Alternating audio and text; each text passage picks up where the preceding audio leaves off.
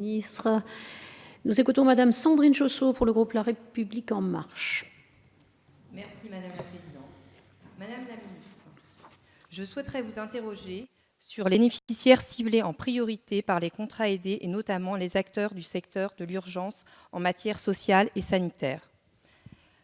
La réforme des emplois aidés du gouvernement, à la suite du rapport Borrello, a mis en avant la nécessité d'opérer un changement qualitatif des contrats aidés.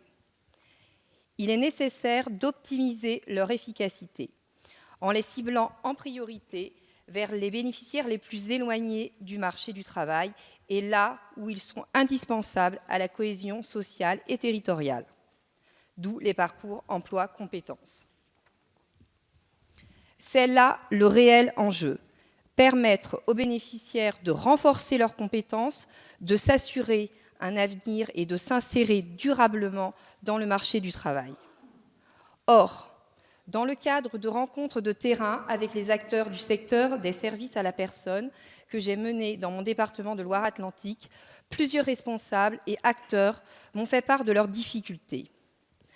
Alors qu'ils connaissaient déjà de fortes difficultés en termes financiers et de recrutement, la réduction du nombre des contrats aidés a particulièrement affecté certaines structures, EHPAD, associations d'hébergement social et de secours alimentaire, accueil des personnes en situation de handicap. Optimiser l'efficacité des contrats aidés dans ce secteur est primordial. Les enjeux en termes de solidarité sont immenses. Madame la Ministre, des priorités avaient été données dans l'attribution des contrats aidés, dont les associations à caractère d'urgence dans le secteur sanitaire et social.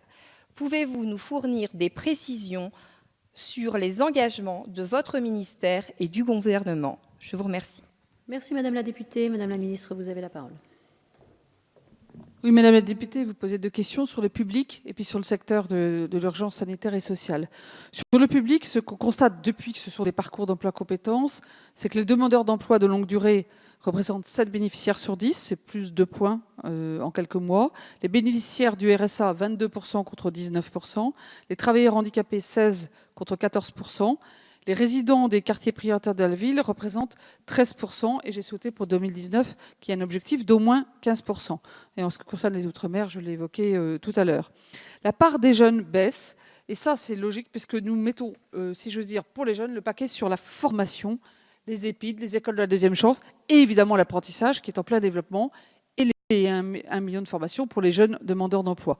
Car la garantie jeune se développe aussi. Nous considérons que pour le jeune, ce n'est pas forcément la meilleure formule, le parcours emploi compétences, et qu'il faut, sans qu'on soit rigide, plus le dédier aux bénéficiaires du RSA, aux chômeurs de très longue durée ou aux personnes, aux adultes en situation de handicap.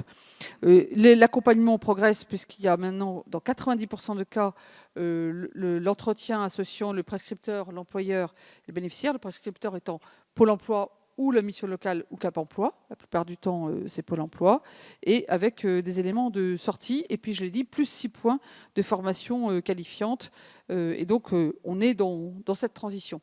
En ce qui concerne l'urgence sanitaire et sociale, c'est effectivement une partie relativement importante, puisqu'en fait c'est en gros c'est la moitié des contrats aidés du secteur associatif qui sont dans les associations de l'urgence et sanitaire et sociale.